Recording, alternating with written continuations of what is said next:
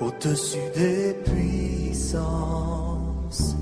au-dessus des rois, au-dessus de la nature et de la création,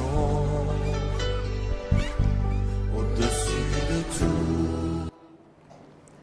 Shalom, shalom, merci à tous, bienvenue à notre rendez-vous Femme Lève-toi. Aujourd'hui nous revenons sur le thème Femmes et solidarité. Autour de moi vous avez reconnu nos invités.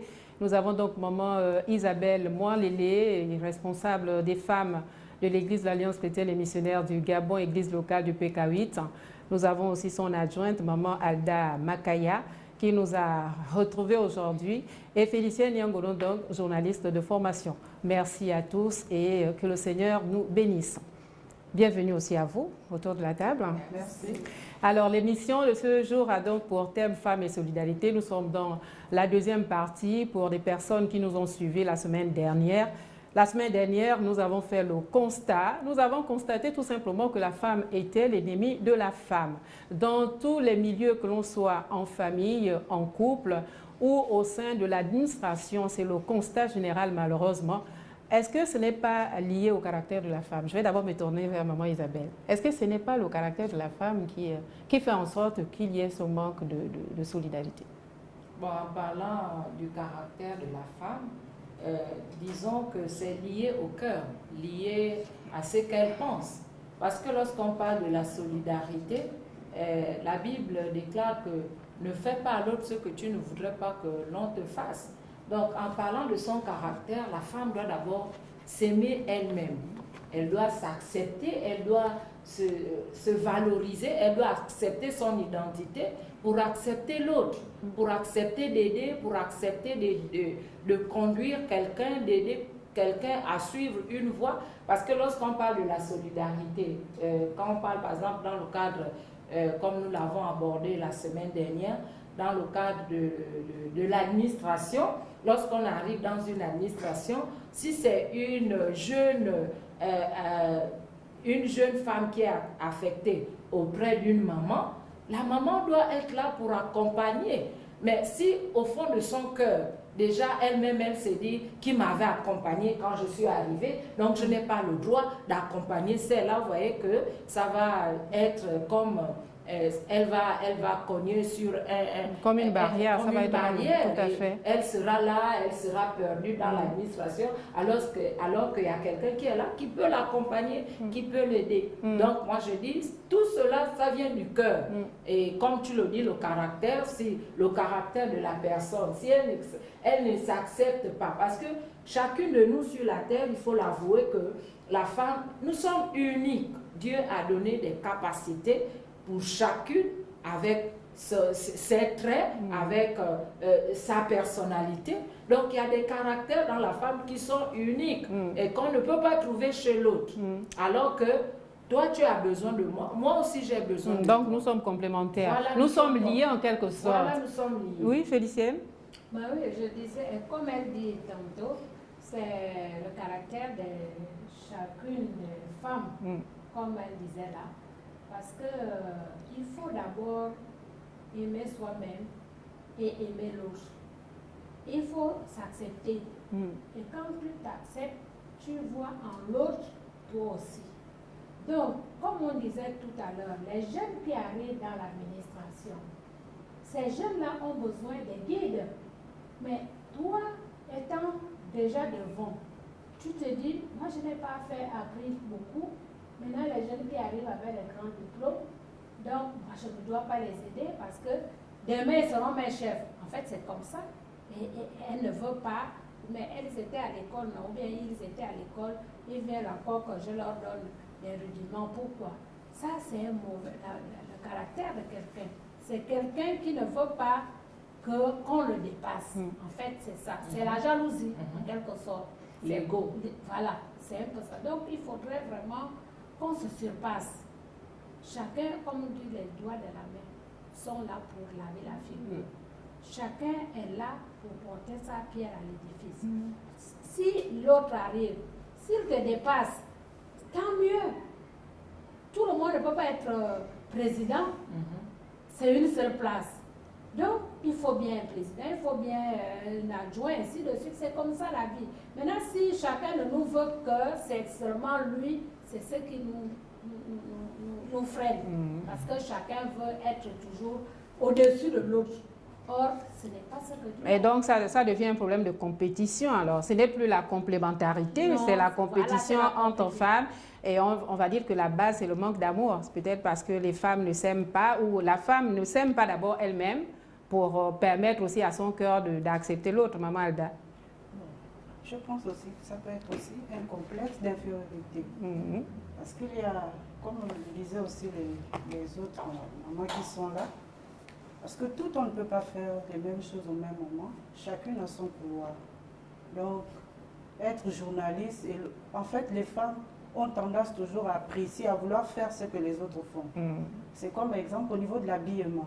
Si, exemple, une dame, exemple, est mieux avec comment dirais-je, une robe droite, et l'autre aussi va vouloir porter la même tenue que la dame. Moi, je pense qu'il faut d'abord s'aimer, comme on l'a dit, soi-même, et se guérir aussi. Parce qu'il faudra d'abord, c'est en quelque sorte une maladie. C'est un complexe qui est là. En fait, c'est un complexe d'infériorité. On ne s'accepte pas. On veut faire on trouve que ce que les autres font. On veut faire du copier-coller, en fait. Et mieux par rapport à ce que nous faisons. Donc, c'est un complexe qui est là. C'est une maladie qu'il faudra d'abord traiter au préalable. C'est une maladie aussi parce que nous sommes dans un environnement de préjugés. Maman Isabelle, on veut regarder vers la direction qui est admirée par tout le monde. Donc, si on dit cette dame-là, elle est belle, elle porte ceci, elle a un beau sac, elle est toujours clean, ben, tout le monde veut faire comme cette femme-là parce qu'aucune d'entre nous ne veut se distinguer. On veut toutes être dans le moule, en fait, le moule de préjugés. Mais effectivement, c'est ce qui fait en sorte que notre société aujourd'hui, au lieu d'émerger, est en train d'immerger, en train de tomber bas. Parce que lorsque Dieu a créé l'homme, il a créé l'homme avec une personnalité unique. Et chacun, nous sommes, comme disait Félicienne tout à l'heure, c'est comme les 5 doigts de la main. Quand nous voyons les doigts de la main, tous les doigts ne sont pas pareils. Chaque doigt a sa fonction, chaque doigt est utile au corps. Et la Bible, quand la Bible parle du corps, parle des membres qui doivent être ensemble. Parce que la main ne peut pas dire que comme je n'ai pas la fonction du pied, alors je coupe ma main. Ou bien la main ne se fatigue pas chaque jour de prendre l'eau et de laver notre figure. C'est une fonction qu'elle fait tout le temps. Mais c'est sa fonction. C'est comme ça aussi que Dieu a placé les hommes sur la terre. Chaque homme a sa fonction et chaque homme est unique. Et chacun devait s'en réjouir. Dire qu'avec ce que je suis, ce que je fais, ce que je suis unique et je suis bien dans ce que je fais. Chaque femme a son potentiel, a ses capacités, a son savoir-faire pour pouvoir se distinguer, se déterminer dans la vie. Oui, et être utile aux autres. Parce qu'aujourd'hui, c'est l'ego, c'est la course au pouvoir. Pourquoi elle occupe cette fonction? Pourquoi pas moi? Pourquoi elle est mariée? Pourquoi pas moi? Et en agissant ainsi, on se détruit soi-même. Sans le savoir. Tu t'es détruit. Mais oui, mais peut-être que ces femmes-là sont malades, ce sont des malades qui s'ignorent. Oui, comme a dit Maman Alda tout à l'heure, elles sont certainement animées d'un esprit de complexe d'infériorité. Maintenant, comment sortir de là? Comment sortir de là? Nous sommes dans les solutions. Comment je peux sortir de cette situation? Pour sortir de là, je dois accepter que l'autre est dans une situation dans laquelle moi aussi je serai un jour. Il faudra que j'accepte que si elle est élevée, mais peut-être d'une autre manière aussi, dans laquelle tu seras un jour, mais peut-être d'une autre manière. Voilà. Si ma soeur, elle a eu la grâce d'être mariée aujourd'hui, pour que moi aussi demain je sois mariée, je dois me réjouir d'abord pour son mariage. Si elle a réussi aujourd'hui, je dois me réjouir, je dois rendre grâce à Dieu. Je dois être content pour que Dieu aussi me donne cette grâce. Mais il y a un travail à faire dans le cœur des femmes, Félicienne. Il y a pour qu'un cœur puisse raisonner, réfléchir comme ça, il y a quand même un travail à faire.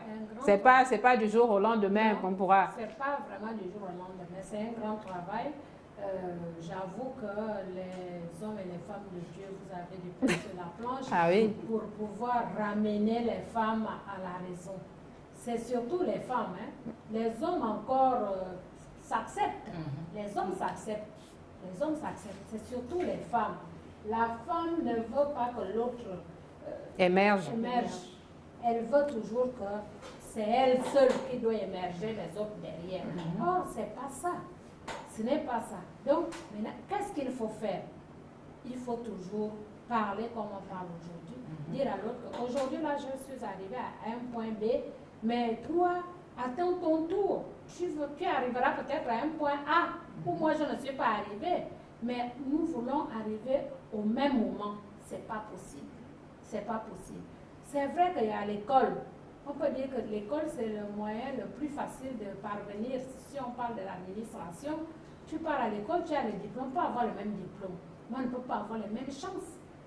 On ne peut pas avoir les mêmes chances. On peut avoir les mêmes diplômes, on ne peut pas avoir les mêmes chances. Mais la chance, chacun a son étoile. Donc, il ne faut pas aller voler l'étoile de l'autre. Tu as ton étoile, l'autre a son étoile.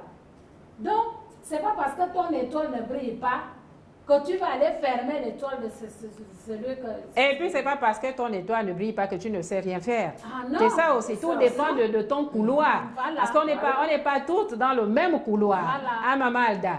Oui. Ok, moi je pense, en fait, pour sortir de là, il faut d'abord se connaître et se reconnaître d'abord et accepter les autres. D'abord, comme on l'a dit au préalable, s'aimer et accepter les autres. Et pour sortir de là, c'est de reconnaître d'abord son couloir. Ce qui est sûr, chacune de nous a son couloir. Chacune de nous a son couloir. Je me rappelle, tout au début, en fait, pendant nos fiançailles, souvent les gens me reprochaient un peu, tu es trop calme, tu es trop comme ceci. Mais j'ai prié, vraiment, je voulais aussi être un peu chaude. Mais malheureusement, ça n'arrivait pas. Tout à fait. Et après, j'étais tombée sur un passage qui disait, Dieu nous prend tel que nous sommes. Bon, j'ai compris que mon mari et moi ne peuvent pas être pareils. Lui, il est... Mais moi, je Même suis... les jumeaux ne peuvent pas être pareils. Me reconnaître d'abord que chacun, que tous nous avons des capacités et chacune a son couloir. Chacune a son couloir. Reconnaître cela et facilement on pourra sortir de là. Mais si on voit toujours, en fait, toujours se voir supérieur aux autres, ce qui est sûr, ce sera compliqué. Et c'est d'abord se reconnaître, reconnaître son couloir et accepter aussi ce que les autres font, encourager aussi les autres.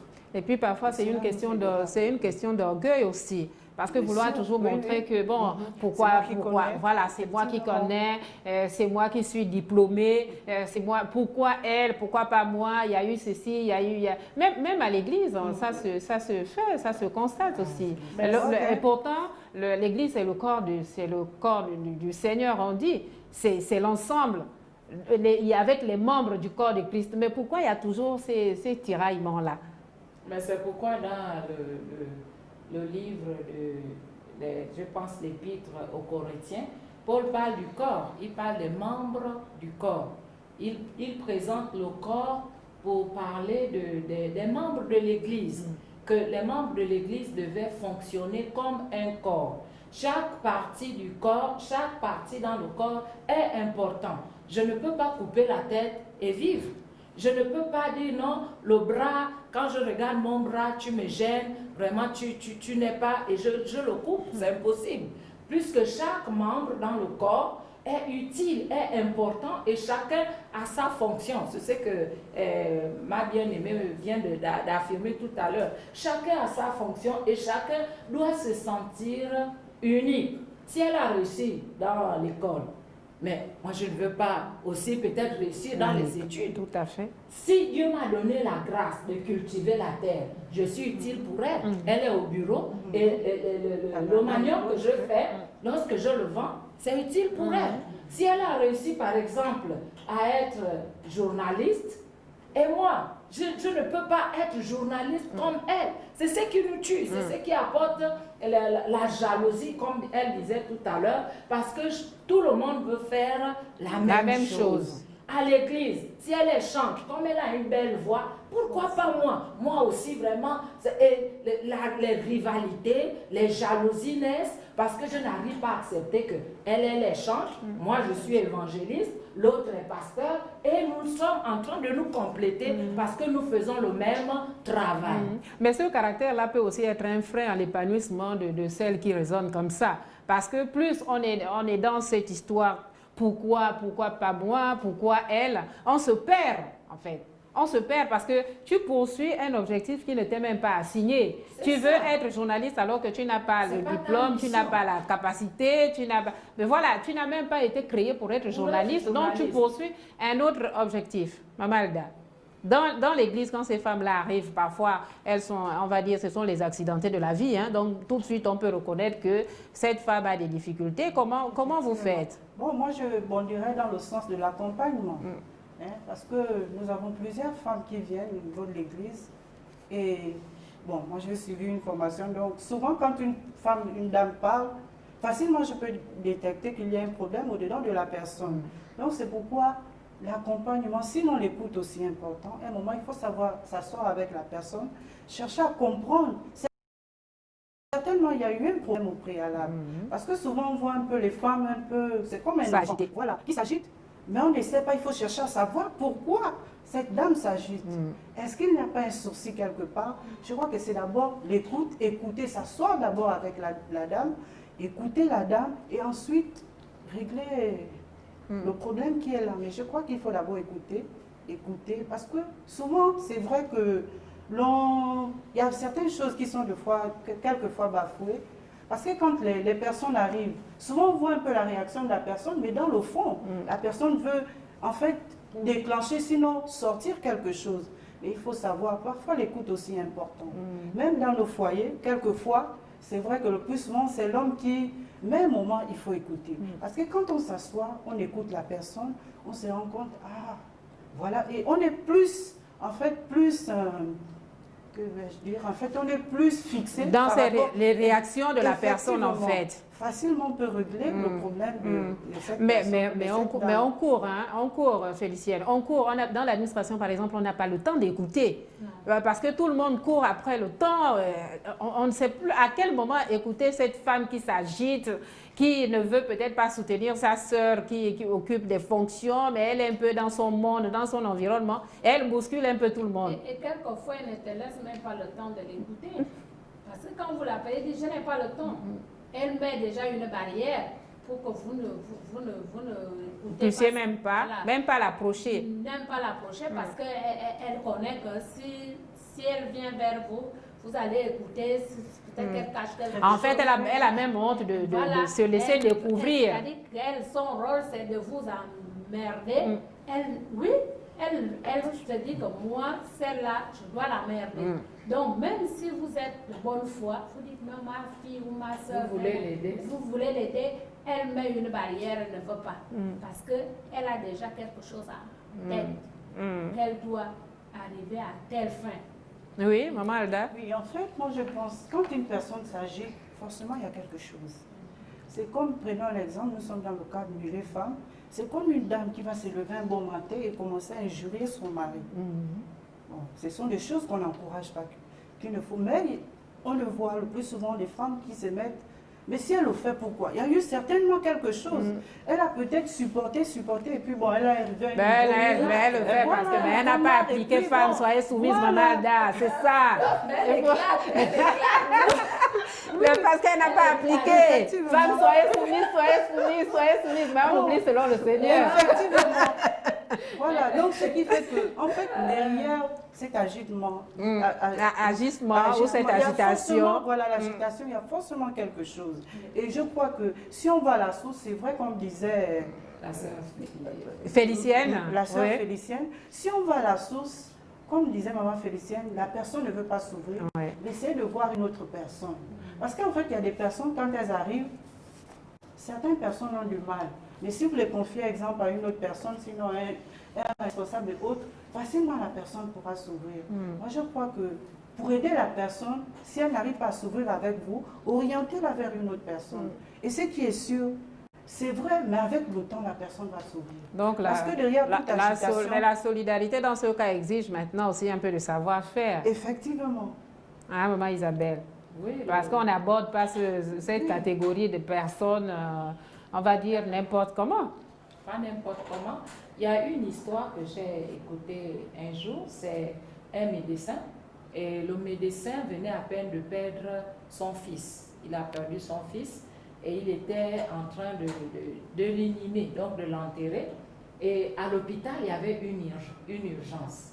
Et cette urgence, le parent qui a amené son fils aussi, qui était vraiment en train de rendre l'âme, on appelle le médecin et c'était difficile que le médecin se déplace.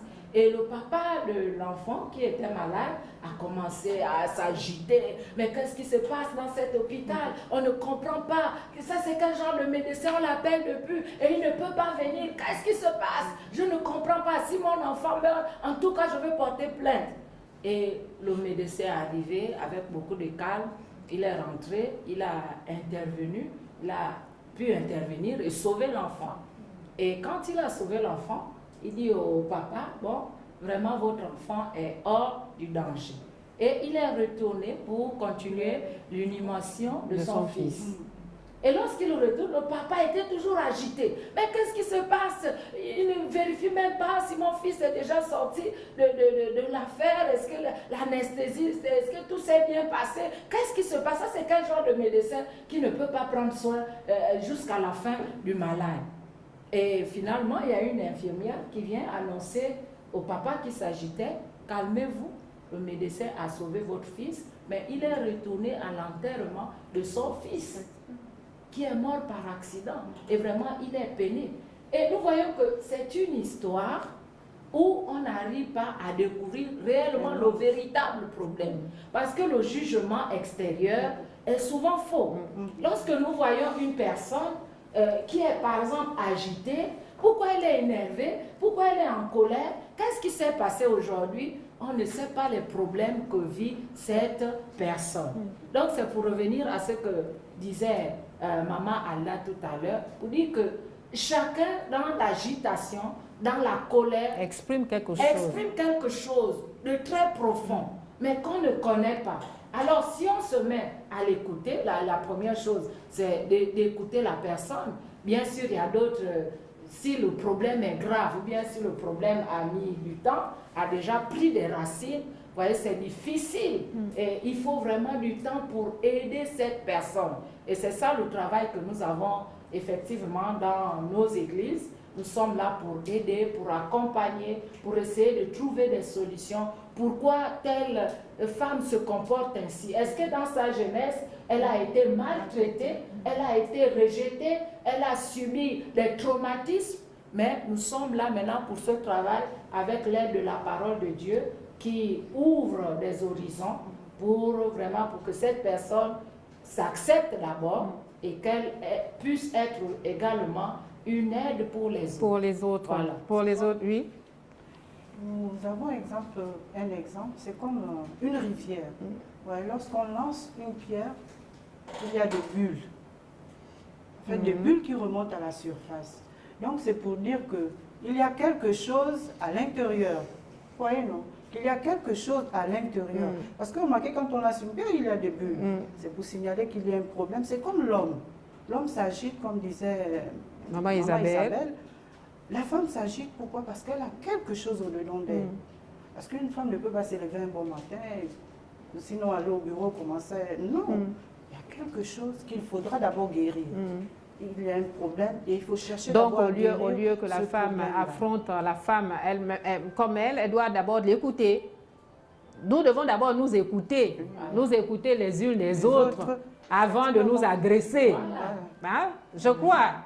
Sauf si Madame Félicienne a autre chose. C'est cette capacité-là que nous devons apprendre. Apprendre cette capacité-là, à surmonter les problèmes. Mais beaucoup de gens ont, chez nous, on appelle ça un petit cœur, qui n'arrive pas à supporter. Et qui voient le mal un peu partout. Partout, ils voient le mal. Or, même si vous avez un problème, il faut essayer de surmonter ce problème. surmonter. Il n'y a jamais un problème qui n'a pas de solution. Tous les problèmes ont des solutions. Et ne pensez pas que ce sont les autres qui sont source à vos problèmes. Non, les autres aussi ont les problèmes. Ne pensez pas que vous êtes les seuls à avoir les problèmes. Tout le monde a les problèmes, mais chacun essaie de gérer les problèmes à sa manière.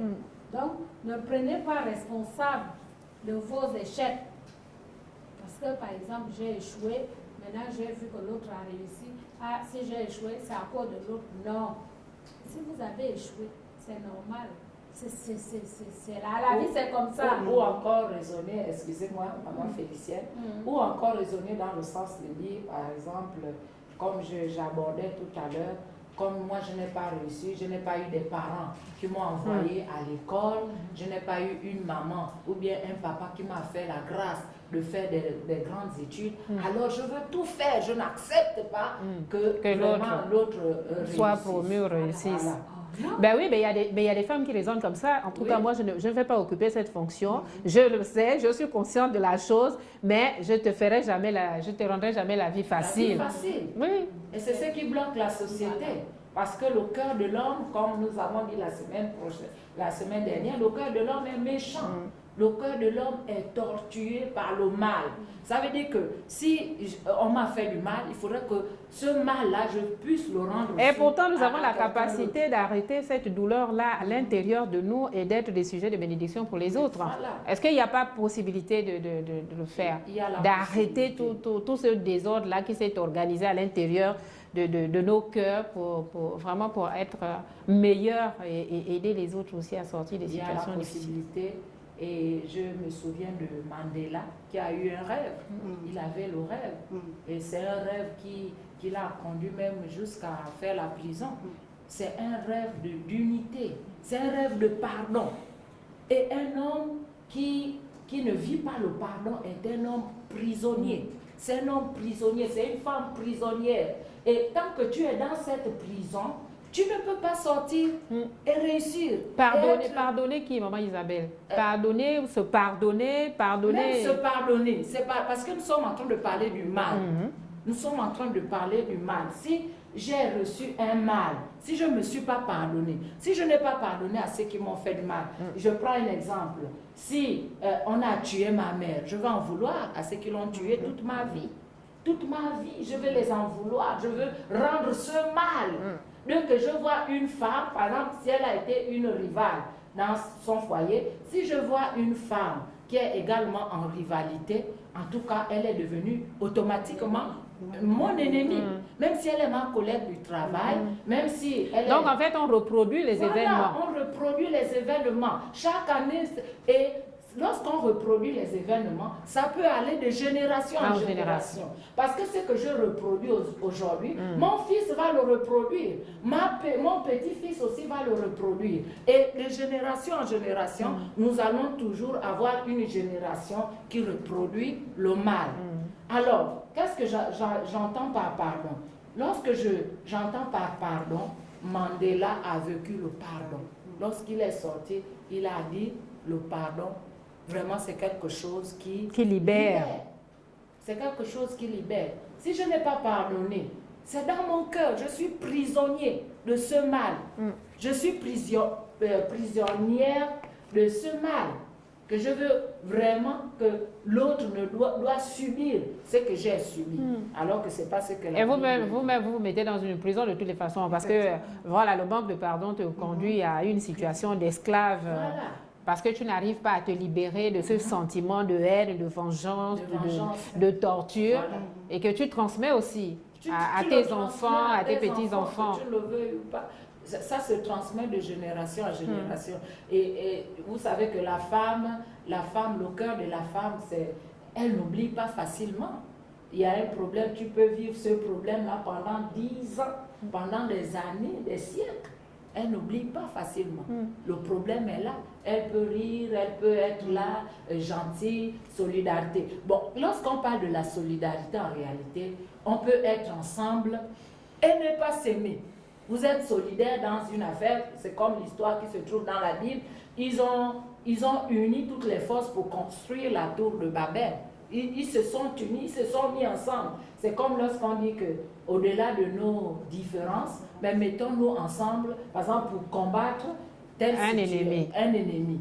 Donc, nous sommes solidaires, mais nous ne sommes pas ensemble. Donc, aimons-nous alors. Voilà. La Maintenant, solution, c'est l'amour. La Bible vient mettre que la solution, c'est l'amour. Et l'amour de Dieu. Pas l'amour, parce que l'amour des hommes, c'est un amour qui dure Mais est-ce que l'amour de Dieu est possible quand on a été blessé, torturé, entraîné, on a vécu des situations vraiment difficiles? L'amour, nous avons reçu l'amour de nos parents. À quel moment cet amour de Dieu intervient pour pouvoir anéantir tout ce que nous avons pu subir, Maman Alda? Moi, je pense que l'amour de Dieu est possible. L'amour de Dieu est possible, il est disponible, il est toujours là. Mais en fait, le problème, c'est d'abord nous. Comme le disait Maman Isabelle, il faut d'abord être guéri des blessures intérieures. Voilà. En fait, on appelle ça les blessures intérieures. Il faut d'abord les guérir. Et pour les guérir, de nous-mêmes, nous ne le pouvons pas. Mais c'est par la grâce de Dieu. Donc, il faut d'abord être guéri des blessures intérieures. Et lorsque nous sommes guéris des blessures intérieures, c'est là où le Seigneur commence à manifester son amour. Comme il dit, pardonnez-vous les uns les autres. Donc, c'est pardonner d'abord soi-même. Parce que, comme le disait Maman Isabelle, en fait, nous sommes nous sommes dans une prison. Et pour sortir de cette prison, c'est d'abord toi-même le problème. En fait, l'ennemi de l'homme, c'est d'abord l'homme lui-même. En fait, c'est l'homme lui-même d'abord. Donc, il faudra d'abord être guéri, peut-être je peux me répéter, des blessures intérieures.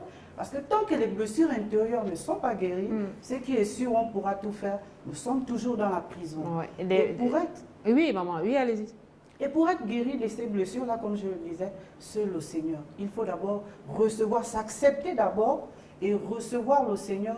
Et seul le Seigneur est capable vraiment de tout effacer, de mettre un baume, un pardon qui sera là. Pas un pardon superficiel, mais un pardon réel.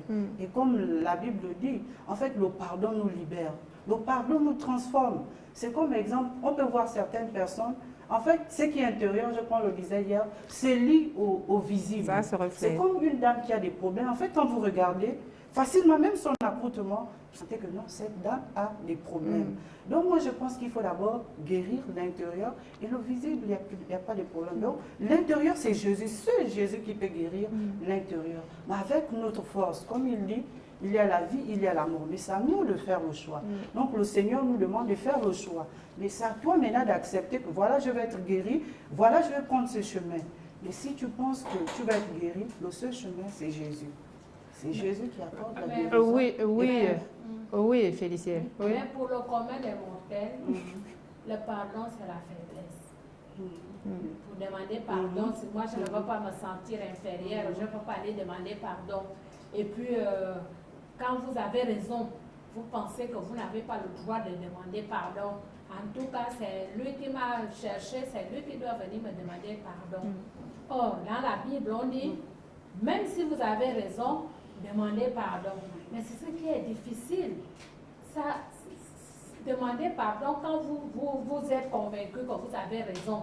Allez demander maintenant pardon à celui qui vous a fait du tort. Et demain, la personne va refaire la même chose. La personne va dire, tu vois, elle est faible, elle est venue me demander pardon. Oui. Donc, c'est vraiment un problème que nous rencontrons pour le commun des mortels, les gens qui ne vont pas à l'église, nous qui sommes dans l'administration, dans nos familles. Tu vois même une maman qui dit, n'essaye même pas d'aller là-bas, parce que là-bas, j'ai dit, c'est fini. C'est la maman qui dit à son enfant, c'est fini, il ne faut pas aller là-bas. Or, les enfants, ils finissent de se battre tout dessus demain. Tu vois une maman qui va même aller chercher encore l'enfant là-bas, dit que je t'ai dit de ne plus venir dans la maison là. C'est difficile. Maintenant, qu'est-ce qu'on doit faire à ce niveau? On fait quoi?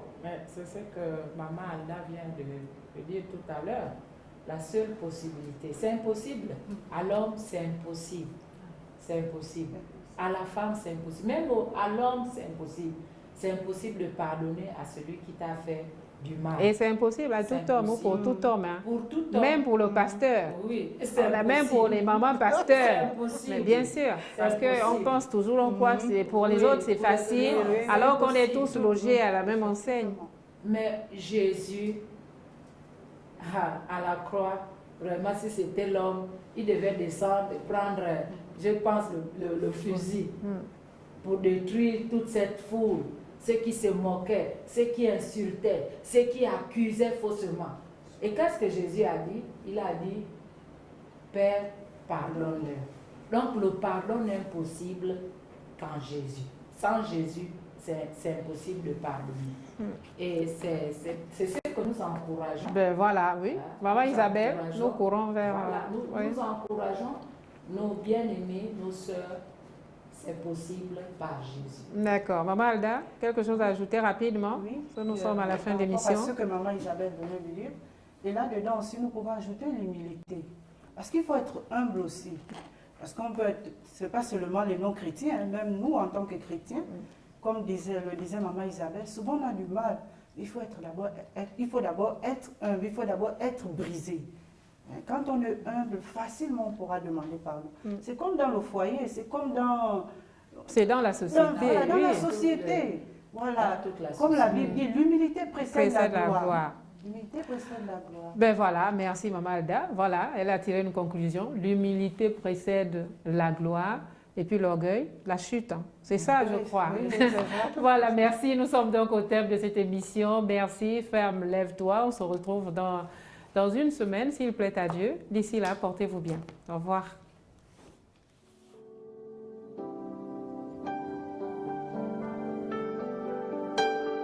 Au-dessus des puissances, au-dessus des rois, au-dessus de la nature et de la création.